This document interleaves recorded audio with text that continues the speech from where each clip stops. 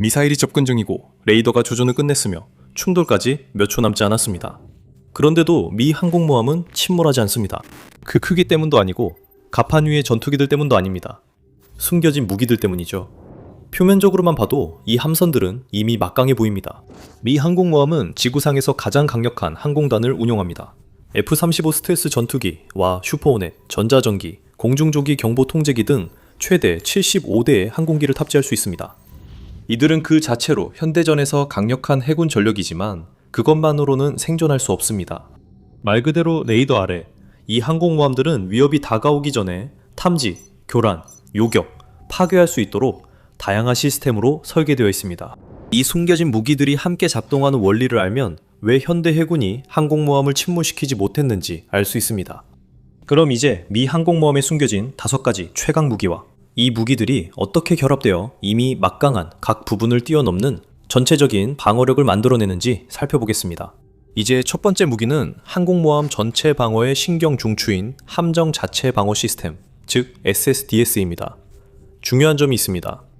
갑판 위에 엄청난 공격력이 있더라도 이 거대한 10만 톤급 전함들은 여전히 날아오는 미사일, 드론, 어뢰로부터 스스로를 방어할 수 있어야 합니다. 물론 공대공 미사일로 무장한 전투기를 긴급 출격시켜 다가오는 위협에 대응할 수 있습니다. 이른바 5분 출격대기 FA-18EF 슈퍼호넷이나 F-35C 라이트닝2 전투기는 바로 이런 상황을 위해 연료를 채우고 무장을 갖추고 조종사가 탑승한 상태로 대기하며 5분 이내에 이륙할 수 있습니다. 하지만 만약 5분의 시간이 없다면 어떻게 될까요?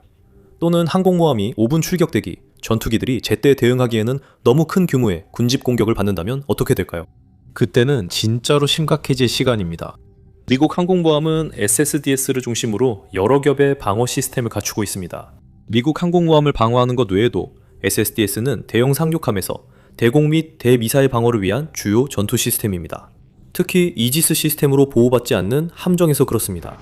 SSDS가 무엇을 하는지 한번 보시죠. SSDS는 항공모함에 탑재된 모든 다양한 센서, 무기, 그리고 대응책을 통합하고 조정합니다. 탐지, 추적, 평가 전 과정을 담당합니다. 함선의 모든 센서와 화력을 활용해 SSDS는 대함 순항 미사일, 항공기, 드론과 같은 위협에 자동으로 대응할 수 있으며 순식간에 반응할 수 있습니다. 솔직히 SSDS는 인간보다 빠르고 정밀하게 위협에 대응할 수 있습니다. 이제 상상할 수 있듯이 이렇게 복잡한 시스템이 제대로 작동하도록 만들기 위해서는 엄청난 기술과 공학적 노하우가 필요합니다. 자동화된 사격 통제 시스템을 예로 들어보죠. 이 시스템은 통합된 센서 피드에 의해 제어됩니다. 그리고 함선에 장착된 다양한 능동 및 수동 센서들을 하나의 통합된 시스템으로 융합하는 것 자체가 기술적 창의성의 산물입니다. 미 항공모함에 탑재된 센서에는 보통 AN/SPS-49 대공 탐지 레이더, SPS-48E, 그리고 3차원 대공 탐지 레이더가 포함되어 있습니다. SBQ-9B 수평선 탐지 레이더, SPS-67 수상 탐지 레이더, SPS-73 수상 항해 레이더 시스템, SLQ-32 전자전 시스템, 중앙식 아군 적군 식별 시스템 CIFF, 그리고 포드급 함정에 탑재된 듀얼밴드 스파이 3 및 스파이 4 레이더가 있습니다. 이렇게 하면 거의 모든 부분을 다 다루게 됩니다. 이제 SSDS는 이러한 개별 센서들의 성능을 향상시키지는 않습니다. SSDS는 능동 수동 센서를 융합해 통합 추적 정보를 생성합니다. SSDS는 협동 교전 능력, 즉 CEC를 통해 함대 내 다른 함정이나 항공기, 심지어 육상에 있는 센서의 데이터까지 추적할 수 있으며 이를 함내 데이터와 융합할 수 있습니다. 이 구성에는 여러 가지 이점이 있습니다. 단일 추적 정보는 자동 표적 추적 능력을 크게 향상시키며 특히 순항 미사일에 대해 효과적입니다. 또한 이러한 구성은 실제 전장 공간에서 더 빠른 반응 시간을 가능하게 합니다. 매우 유용하지만 탐지와 추적 과정을 신속하게 하는 것은 SSDS가 하는 일의 일부에 불과합니다. 이제 SSDS가 그 이상의 역할을 하는 이유를 보겠습니다. 목표물을 포착한 후에는 자동으로 적절한 무기를 선택해 교전하고 발사할 수 있습니다. SSDS는 항공모함의 모든 하드캐 무기를 제어합니다. 이에 대해서는 곧 자세히 설명하겠습니다. 하지만 SSDS는 미끼를 발사하거나 항공모함에 탑재된 전자전 장비를 가동해 날아오는 투사체를 교란하는 등 소프트킬 옵션도 제어합니다. 대부분의 미국 무기 체계와 마찬가지로 SSDS도 끊임없이 변화하는 위협에 대응할 수 있도록 정기적으로 개조와 업그레이드를 거칩니다. 현재 버전은 SSDS 마크 2로 1번부터 6번까지 6가지 변형이 있으며 각각 다른 종류의 함정에 맞게 설계되었습니다. 미 해군의 열척의 니미츠급 항공모함은 모드 1을 사용하고 모드 6은 포드급 항공모함에 특화되어 있습니다. 현재는 SSDS 베이스라인 12라고 불리는 새로운 구성이 도입되고 있습니다. 여러 첨단 업그레이드 중에서 이 새로운 구성은 SPY-6 V2 V3 엔터프라이즈 항공 감시 레이더, 즉 EASR을 통합합니다. 향상된 사이버 보안과 가상화된 시스템 아키텍처도 함께 적용되어 복원력과 대비 태세가 더욱 강화되었습니다. 또한 우리 목록에 있는 미국 항공모함의 두 번째 놀라운 숨겨진 무기인 새로운 수상함 전자전 성능 개량 프로그램, 즉 CWIP 블록 3도 통합하고 있습니다. 이 시스템은 ANSL-Q32V7로도 알려져 있으며 미국 항공모함의 기존 ANSL-Q32 전자전 시스템에 첨단 전자 공격 능력을 도입합니다. 전자전, 즉 EW는 날아오는 적 위협체를 유도하고 제어하는 신호를 방해하여 그들이 목표를 놓치거나 제거되거나 포획되도록 하는 과정입니다. 이러한 본질적으로 방어적인 역할 외에도 전자전은 적의 레이더를 무력화하고 방공 미사일과 드론을 혼란시키는 공격적인 용도로도 사용됩니다. ANSL-Q32 전자전 장비, 흔히 SLIC-32로 알려진 이 시스템은 1970년대 후반부터 미 해군이 모든 항공모함을 포함해 주로 사용하는 함정용 전자전 시스템입니다. 이 장비는 위협 신호의 전체 주파수 대역을 커버하고 즉각적인 방위각 탐지, 100% 신호 포착 확률, 그리고 다수의 위협에 동시에 대응함으로써 조기 탐지, 신호 분석, 위협 경보, 그리고 대함 미사일로부터의 보호 기능을 제공합니다. 이 장비는 이미 전자전 장비 중에서 최고 수준의 세련됨을 자랑합니다. 이제 새로운 CWAP 블록 3 업그레이드는 그 세련됨을 한층 더 끌어올려 마치 깨끗한 해변에 기름이 번진 것처럼요. CWIP 블록 3 업그레이드는 본질적으로 항공모함의 물리적인 요격 미사일을 소모하지 않고도 대함 순항 미사일과 무선 유도 위협을 무력화할 수 있는 소프트킬, 무제한 탄약 기능을 제공합니다. 즉, 항공모함은 매우 비싸고 상대적으로 희귀한 운동 에너지를 이용한 무기들을 값싼 드론을 격추하는 데 소모하지 않고 공격적인 용도로 아껴두들 수 있다는 뜻입니다. 이 시스템의 능동 전자주사식 배열 ESA 레이더는 갈륨 나이트라이드 안테나를 사용하여 360도 전방위, 고출력, 광대역 제밍을 제공합니다. 그리고 이러한 확장된 탐지 능력의 범위와 출력은 진화하는 위협에 대해 정밀하고 적응적인 대응의 범위도 넓혀줍니다. 최신 업그레이드가 표적을 탐지하고 교전할 수 있는 정확한 사거리는 기밀입니다. 하지만 이 시스템은 적 항공기와 미사일 레이더 탐색기를 그들이 함선을 탐지하기 훨씬 전에 탐지할 수 있다고만 말씀드리겠습니다. 이것은 CWIP 블록 3의 고감도 수신기와 확장된 주파수 범위 덕분인데 밀리미터파 대역을 포함해 잠재적으로 약 40GHz까지 지원합니다. 이러한 초강대역 범위 덕분에 레이더 유도, 대함 미사일과 같은 위협에 대해 매우 빠른 조기 경보와 표적 지정이 가능합니다. 블록 3는 기존 블록 2 장비와도 함께 작동할 수 있어 탐지, 분석, 그리고 능동 대응책을 위한 통합 시스템 내에서 협조된 제밍을 제공합니다. 전자전 장비로서는 정말 대단한 수준입니다. 하지만 이보다 더 좋아집니다. 고출력 ESA 배열 덕분에 블록 3는 정밀한 장거리 전자 공격을 위한 집중 펜슬 빔을 생성할 수 있습니다. 이 빔들은 여러 개의 접근 중인 미사일 탐색기와 표적 레이더를 동시에 교란하거나 속일 수 있으며 적의 유도 시스템을 레이더 지평선 너머까지 방해할 수 있습니다. 이것은 항공모함뿐 아니라 함대 전체의 통합 방어에도 매우 유용합니다. 실제로 CWIP 블록 3는 아직 개발되지 않은 시스템을 포함해 다른 시스템들과의 더 깊은 통합을 위해 특별히 설계되었습니다. 이 시스템은 소프트웨어 정의 오픈 아키텍처를 통해 시긴트, 통신, 레이더 기능을 지원합니다. 이는 미국이 이를 분산 해상 작전에 손쉽게 통합하고 모든 영역의 지휘, 통제 환경에 연결할 수 있음을 의미합니다. CWIP 블록 3는 또한 AI, 인지 전자전, 사이버 효과의 통합을 지원하여 드론 군집과 같은 새로운 위협에 대응할 수 있습니다. 그리고 결정적으로 이 시스템은 스파르타 알고리즘을 통해 실시간 성능 평가를 제공하여 SSDS가 대응체계 효과를 지속적으로 최적화할 수 있게 합니다. 스텔스 폭격기 같은 무기와 비교하면 가장 화려한 무기는 아닐지 몰라도 점점 더 기술화되는 현대전에서 이것은 미 항공모함 방어의 가장 중요한 요소가 될 수 있습니다. 이것은 SSDS의 두 번째이자 가장 긴 사거리 계층으로 볼 수 있습니다. 이제 화력을 이야기해보죠. 그리고 우리 목록의 세 번째 무기인 RAM-116 롤링 에어프레임 미사일, 즉 RAM으로 넘어가겠습니다.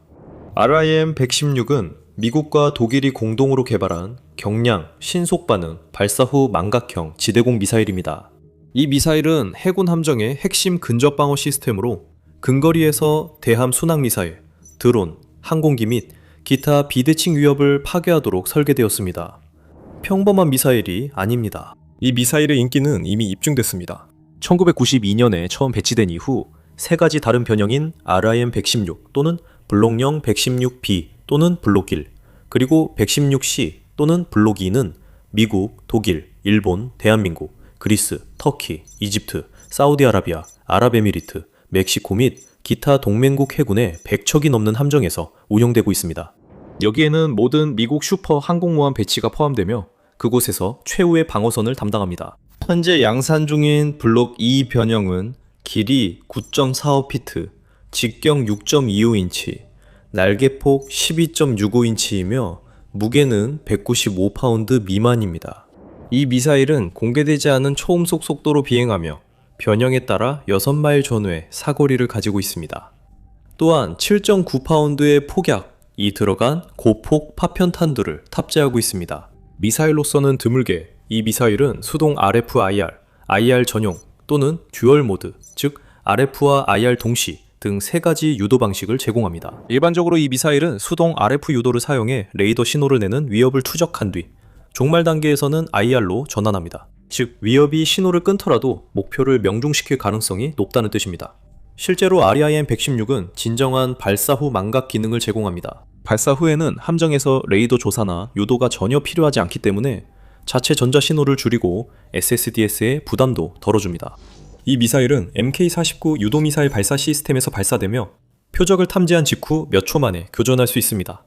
이는 최후 방어선 역할에 매우 중요한 요소입니다. MK-49는 복잡한 항공모함 갑판에도 큰 개조 없이 설치할 수 있으며 한 번에 21발의 RIM-116을 일제히 발사할 수 있습니다. 이는 여러 위협을 동시에 그리고 거의 즉각적으로 대응할 수 있다는 의미입니다. 말할 필요도 없이 이러한 특징들은 매우 매력적입니다.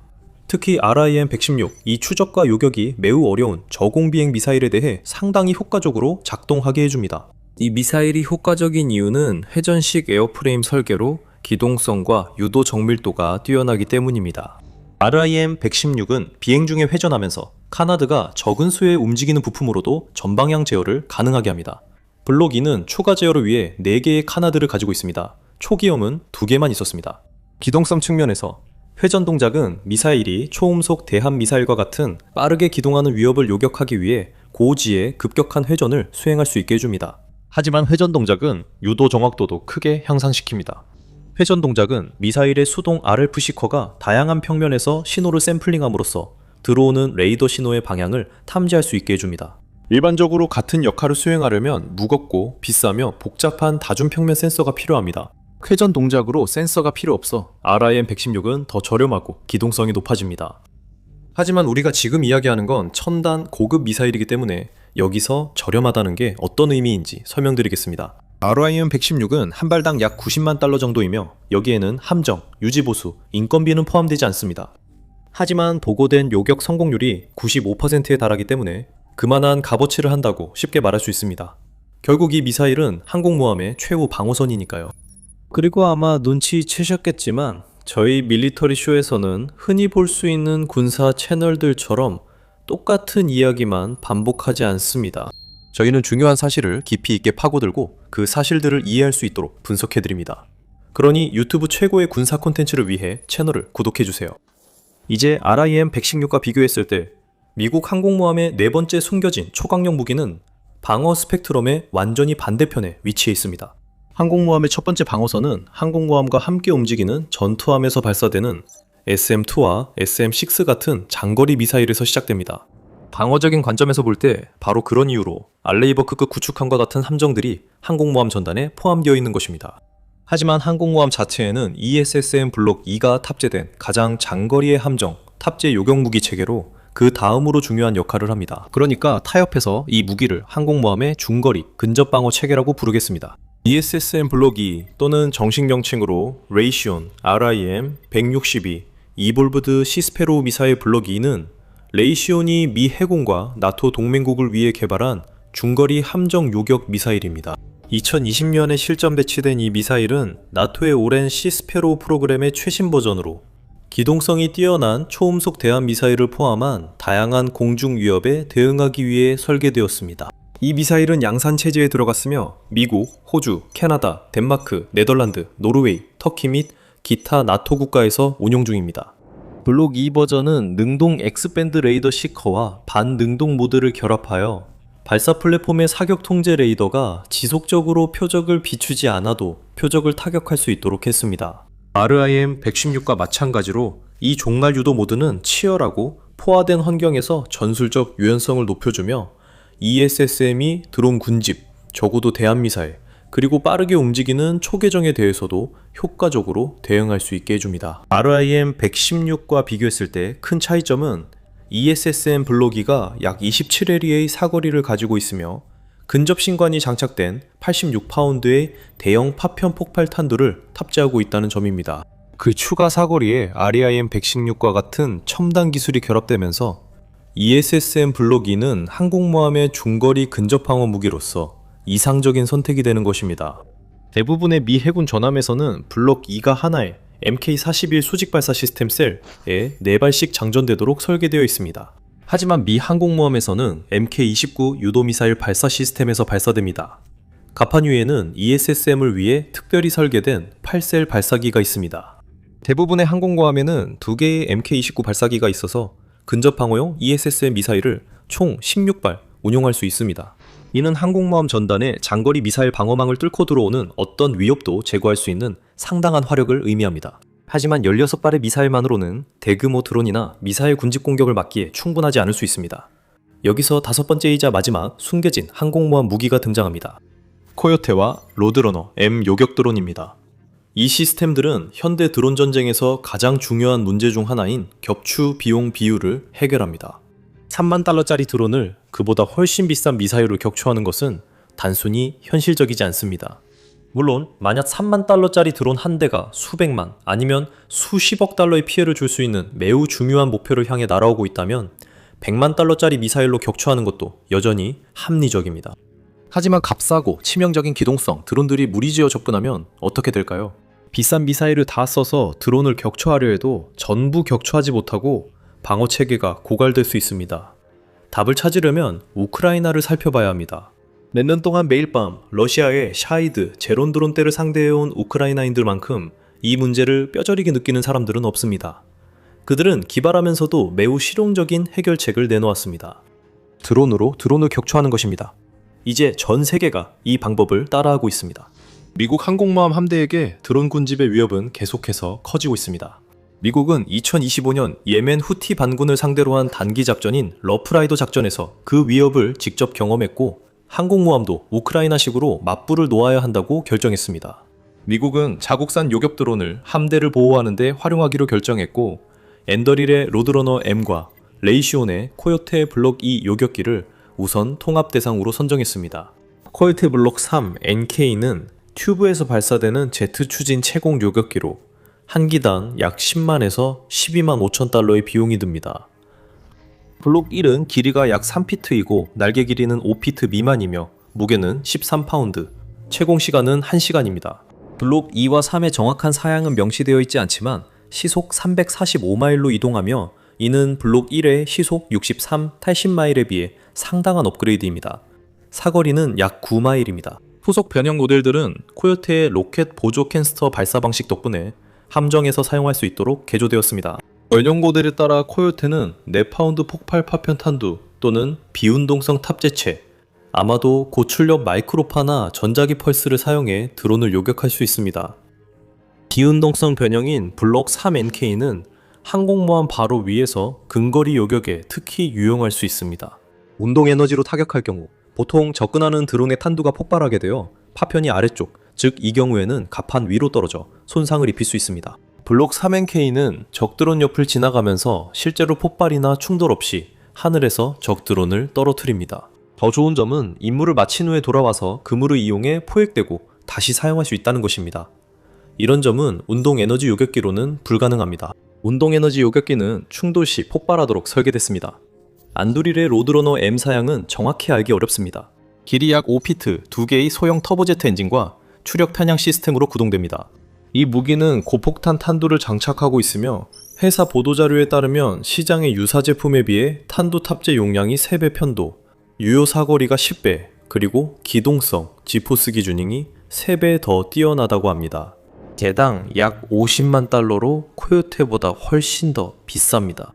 하지만 대부분의 운동 에너지 요격기와 달리 이 재사용 가능한 제트 요격기는 사용하지 않을 때 기지로 복귀해 장기 비용을 줄일 수 있습니다.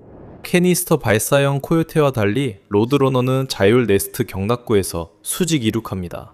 임무가 중단되면 로드러너는 플립다운 다리로 수직 착륙하여 복귀할 수 있으며 재사용이 가능합니다. 재사용 가능성은 분명히 해군이 요격 드론으로 코요테 3NK와 로드러너 M을 모두 선택하는데 중요한 역할을 했습니다. 두 시스템 모두 기존 미사일 비용의 일부만으로 드론 군집에 대한 다층적이고 비용 효율적인 방어를 제공한다는 기본 요건을 이미 충족했습니다.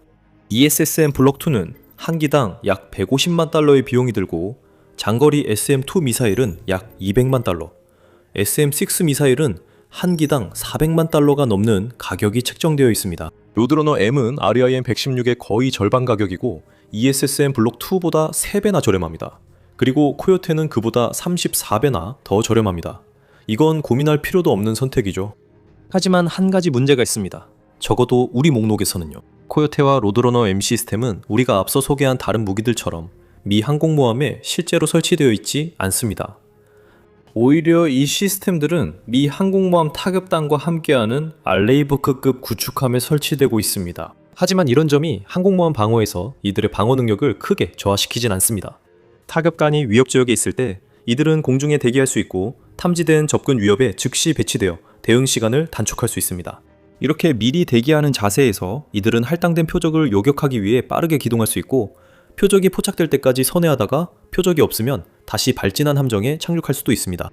현재로서는 어느 드론이든 항공모함의 SSDS로 제어할 수 있는지는 확실하지 않습니다. 두 시스템 모두 항공모함에서 중앙 통제되는 것이 아니라 독립적으로 또는 구축함에 탑재된 자체 전용 사격 통제 시스템을 통해 운용되는 것으로 보입니다. 그래도 이 5가지 숨겨진 무기 시스템을 모두 결합하면 항공모함을 어떤 위협으로부터도 방어할 수 있는 종합적이고 다층적인 방어망이 완성됩니다. 그러한 위협들은 먼저 항공모함을 호위하는 구축함에서 최대 200마일 거리에서 발사되는 장거리 미사일을 뚫고 지나가야 합니다. 그 다음에는 지평선 너머나 그 근처에서 시작되는 CWP 블록 3의 신호 교란과 직접적인 전자공격을 어떻게든 뚫고 지나가야 합니다. 신호 교란을 뚫고 지나가면 약 27마일 밖에서 ESSM 블록 2 미사일과 맞서 싸워야 합니다. 그리고 그 모든 것을 뚫어도 RIM 116 미사일과 요격 드론이 마지막으로 대기합니다. 그래서 미국 항공모함을 침몰시키는 것은 사실상 불가능한 일입니다. 시도해보기도 전에 그렇게 숨겨져 있지만 엄청난 무기들의 모든 방어층을 뚫고 지나가야 하니까요. 그럼에도 강력한 항공모함이 점점 쓸모 없어질 수도 있습니다. 왜 그런지 알아보시려면 이 영상을 확인해보세요. 시청해주셔서 감사합니다.